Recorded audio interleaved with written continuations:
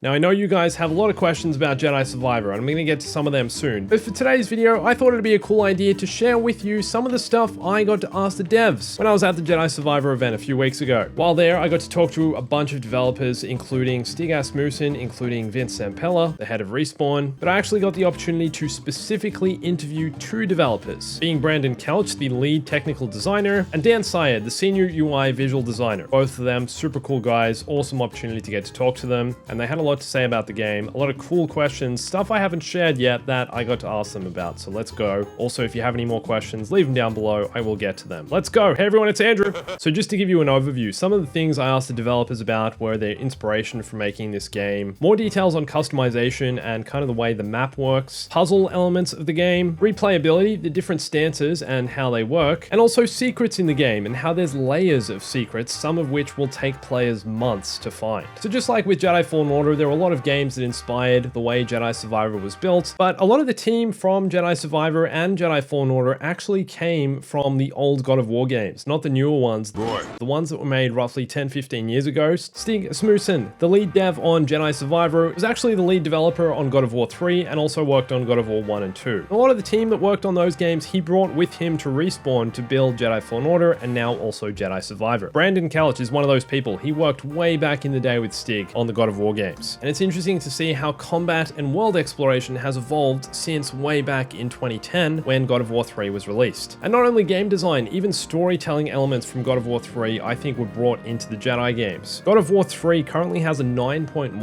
on IMDb, which is incredibly high for a video game. The devs were of course also inspired by Zelda games and Metroid Prime, especially the Metroidvania style of world exploration we had in Jedi Fallen Order, and that's been brought into Jedi Survivor, but on a whole nother level. Things have been taken up several notches when it comes to world exploration and world design, increasing the size of the maps. Koboh is definitely bigger than any map from Jedi Fallen Order, and although it is supposed to be the biggest map in Jedi Survivor, it's still likely a lot of the other maps in Survivor are going to be bigger than anything we had in Fallen Order. The devs basically told me that coming from Jedi Fallen Order into Survivor, they wanted to keep the main pillars of what they did well in that game and then expand upon them. Those pillars being agile exploration and the way you move around the world, thoughtful combat, kind of in the slower paced Souls-like gameplay rather than more hack and slash, which is similar to what the old God of War games were like, the Star Wars story and building a good narrative around the Jedi in the post-Order 66 era and how Cal's journey is having a greater impact on the galaxy, and then expanding heavily upon a new pillar, customization, something the first game only had really in the form of ponchos. Poncho.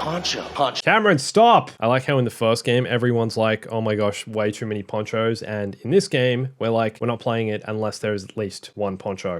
Cameron! The scope of Jedi Survivor's maps have taken several steps up since those in Jedi Fallen Order. The developers explained this to me in terms of levels of game design. First, there is the main path that every player can take, the devs having the idea in mind that everyone who buys this game should be able to finish it, which is why we have the different story modes. But in addition to that, in Jedi Survivor, there is a lot of optional content. For example, in the first game, puzzles were a huge issue of controversy. A lot of people found them very challenging, and although Jedi Survivor definitely has puzzles you have to solve on the main path, there's also a lot more optional puzzles off the beaten track. It's more a choose your own difficulty kind of game. You can play on story mode, get through the easier puzzles, or go off the beaten track and try and find these extremely difficult puzzles, which the developers have also pushed to another level. The fact some of these puzzles are optional meant that they've also pushed the limitations of what the puzzles could be and made them more challenging for people who are wanting that kind of experience. Obviously, you will be rewarded for doing additional content like finishing these puzzles, solving them. You'll likely not only get cosmetic upgrades, but potentially more skill points that allow you to upgrade Cal's force abilities, powers, lightsaber moves, all of that. But that content is still optional. Do you guys remember the lantern puzzle from Jedi Fallen Order? I think it's in the Tomb of Mictrol. Well, this puzzle actually had multiple different ways of being solved, and that was something the developers intentionally included in the game. I remember the way I solved this puzzle was a bit of a jankier way. It wasn't necessarily what I thought the devs intended it to be. And so I asked them about this during my interview and they were like, yeah, we intended you to be able to solve it multiple ways, but it wasn't necessarily in the original design of the puzzle. The puzzle makers had a way of designing it, but then when in testing, someone else found a different way of solving it and they were like, sure, that works too. Just solve the puzzle however you like, mate. And we're likely going to see more of this style of game design in Jedi Survivor, which I honestly really appreciate because it allows players to be more creative and also present their own personal solutions to different puzzles. I also asked the developers developers how they go about designing these kinds of things, and they said generally each puzzle or each part of the game starts on paper, as this is the cheapest, easiest way to kind of flesh out an idea, and from there it'll go into kind of a gray block stage where they'll build it out in the game engine and put it through the testing phase before they polish it further. Also, the fact puzzles and certain parts of the game are now optional means that there's more reason to replay the game, which means you can come back on another playthrough and try and complete the puzzles then, or you'll also likely be able to do this in your same save file once you complete the game. Fingers crossed. We don't really know what this game looks like once you finish it, whether you can come back and still explore the worlds as Cal. I assume you can, and this is also the case with the way the developers approached stances. Apparently, according to the devs I talked to, it was quite a controversial decision within Respawn to only allow players to choose 2 stances at a time. This is something that divided the developers. Some thought, why not just let you choose all 5 at any one time? Put them on the controller so you can switch and change between each one at any one time. But others thought if you only allow players to use 2 stances at one time, suddenly the decision of choosing a stance becomes a lot more meaningful. It's a personal preference to how you like to play, which stance you like the feel of, and I think honestly this also makes a lot more sense from a story perspective. If we're sticking to Star Wars canon and the whole idea of a Jedi, Cal is already kind of OP. I know there've been Jedi in the past who've kind of switched and changed between stances,